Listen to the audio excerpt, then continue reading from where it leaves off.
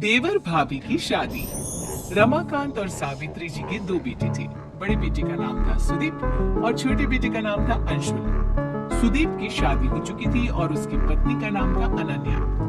अंशुल दूसरे शहर में रहकर एक बड़ी कंपनी में नौकरी करता था। कुछ दिनों के लिए अंशुल जब अपने घर आया हुआ था। बहुत दिनों के बाद आए हो बेटा, जल्दी जल्दी छुट्टियां ले लिया करो। अरे पापा, अभी 6 महीने पहले ही तो भाई की शादी में आया था। उसके बाद तो कंपनी वालों ने छुट्टी ही नहीं दी। हाँ, बात तो तेरी सही है। मेरी शादी के बाद तो तू अब घर आया है।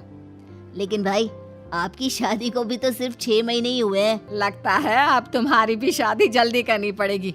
तुम भी तो सुदीप से सिर्फ 1 साल छोटे हो। जल्दी से तुम्हारे भी हाथ पीले कर देते हैं। अरे कैसी बात करती है मम्मी, अभी मुझे कुछ दिन नौकरी तो करने दो। देवर जी, आपकी भी शादी हो जाएगी तो मेरा मन लग जाएगा। देवरानी आ जाएगी घर में। अनन्या देवरानी आ भी जाएगी तो कौन सा यहाँ रहेगी, वो तो इसके साथ नौकरी पर जाएगी। हाँ मम्मी जी, वैसे बात तो आपकी बिल्कुल ठीक है। और फिर कुछ महीनों के बाद ऑफिस से लौटते वक्त सुदीप का एक्सीडेंट हो जाता है और उस एक्सीडेंट में उसकी मौत हो जाती है। ये क्या दुखों का पहाड़ टूट पड़ा। जवान बेटे की मौत हो गई। क्या करेंगे अब हम लोग। शादी को सिर्फ 8 महीने हुए हैं। उसकी पत्नी ने अभी तो अपना जीवन जीना शुरू भी नहीं किया। मम्मी जी, पापा जी, मेरा क्या होगा। मेरी तो जिंदगी खराब हो गई। मैंने कभी सोचा भी नहीं था सुदीप मुझे इतना जल्दी छोड़कर चले जाएंगे। अरे बहू, सोचा तो किसी ने भी नहीं था। हम तुम्हारा दुख समझते हैं बेटा, लेकिन भगवान की मर्जी के आगे हम कुछ नहीं कर सकते। कितना अच्छा बेटा था मेरा। मैंने किसी का क्या बिगाड़ा था जो वो मुझे ऐसे छोड़कर चला गया। जब आखिरी बार भाई से मिला था तो सोचा भी नहीं था कि ये मेरी उनसे आखिरी मुलाकात होगी। इतने खुश थे भैया, मेरी शादी की बातें कर रहे थे। पूरा परिवार कुछ दिन इसी तरह दुखी रहता है। वक्त बीतता जाता है।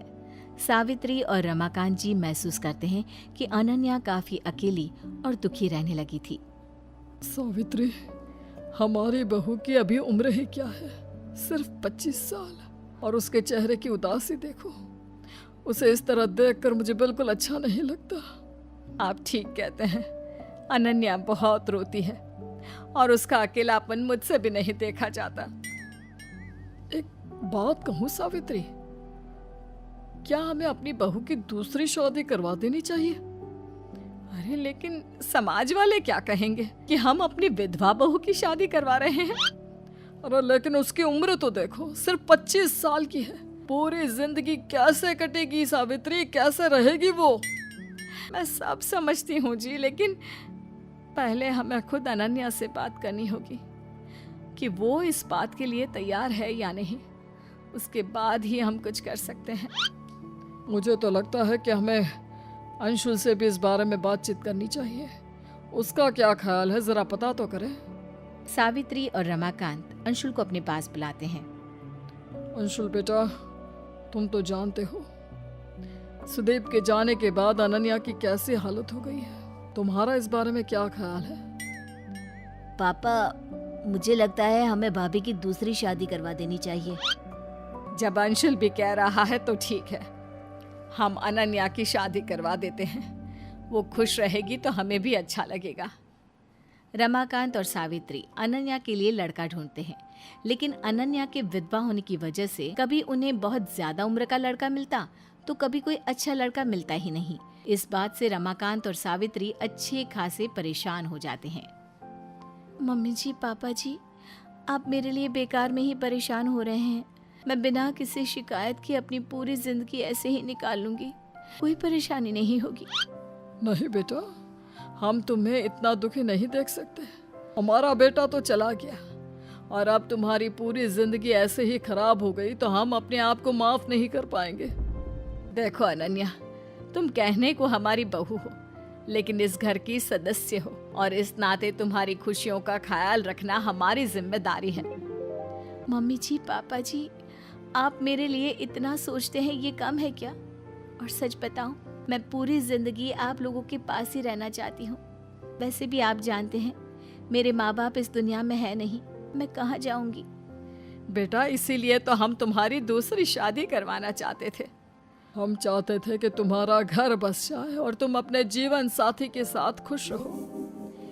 लेकिन आपने देखा ना पापा जी, कितनी कोशिश भी की मेरी शादी करवाने की। एक बार विधवा हो जाने के बाद कोई भी अच्छा लड़का एक लड़की को अपनाने के लिए तैयार नहीं होता। हम तुम्हारे लिए लड़का ढूंढने की कोशिश करते रहेंगे बेटा, कोई ना कोई मिल ही जाएगा। नहीं पापा जी, बहुत मुश्किल है, इतना आसान नहीं होता। आप हमारे समाज को जानते हैं, एक लड़की के विधवा हो जाने पर उससे दोबारा शादी करने को कोई तैयार नहीं होता। मैं जानती हूँ लोग मेरे बारे में क्या बात करते हैं। रिश्तेदार, अड़ोस पड़ोस के लोगों को बात करते हुए सुना है मैंने। सब कहते हैं कि 1 साल के अंदर ही मैं अपने पति को खा गई। मेरे आते ही आपके बेटे और मेरे पति की मौत हो गई। नहीं नहीं भाभी, ऐसा नहीं कहते। भैया की मौत में आपको कोई हाथ नहीं, ये तो सब भगवान की मर्जी है। अरे वो पति थे आपके, भला आप उनके साथ कुछ भी गलत कैसे कर सकती है? अंशुल ठीक कह रहा है बेटा, हमने अपना बेटा खोया है। हमें कितनी तकलीफ है हम किसी को बता नहीं सकते, लेकिन उसकी मौत के लिए तुम्हें भी जिम्मेदार नहीं ठहरा सकते। मम्मी जी, आप नहीं कहते ये मैं जानती हूँ, लेकिन सारी दुनिया तो यही कहती है। ऐसे में कौन करेगा मुझसे शादी? कोई नहीं करेगा मम्मी जी, सारी दुनिया मुझे मनहूस समझती है। मैं करूंगा आपसे शादी। मैं आपको हमेशा इसी घर में रखूंगा। आप इस घर में रहना चाहती है ना, मम्मी पापा के साथ? हमारे साथ? ठीक है, मैं आप आपसे शादी करूंगा भाभी। अरे ये तुम क्या कह रहे हो अंशुल? तुम अपने बड़े भाई की विधवा के साथ शादी करोगे? बेटा तुमने ये फैसला सोच समझ कर तो लिया है ना? अरे कैसी बात कर रहे हैं आप? अपने बेटे को रोकने की बजाय उससे पूछ रहे हैं कि फैसला सोच समझ कर लिया है। लेकिन मम्मी, आपको इस बात से क्या एतराज है? देवर जी, मेरी वजह से आप अपनी जिंदगी खराब करने की कोशिश मत कीजिए। मैं जानता हूँ आप मेरी भाभी हैं और एक पत्नी का रिश्ता मेरे साथ शुरू करने में आपको बहुत मुश्किल होगी, लेकिन फिर भी मैं इसके लिए तैयार हूँ। तुम्हारा दिमाग खराब हो गया है क्या? तुम्हारे बड़े भाई की मौत हो गई है और ये उसकी पत्नी है। उसके साथ शादी करके तुम चाहते हो कि घर में फिर से कुछ गलत हो जाए? देखा मम्मी, सारी दुनिया गलत तो नहीं कहती। जब हमारी खुद की सोच ही ऐसी है तो हम दूसरों को क्या समझाएंगे?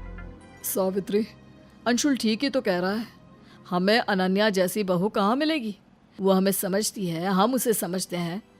हमेशा हमारे साथ रहेगी अंशुल की पत्नी बनकर। मम्मी जी, आप परेशान मत हो, मैं ऐसा कोई काम नहीं करूंगी जिसकी वजह से आपको दुख हो। नहीं नहीं बेटा, मुझे माफ कर दो, मैंने ही कुछ गलत बोल दिया।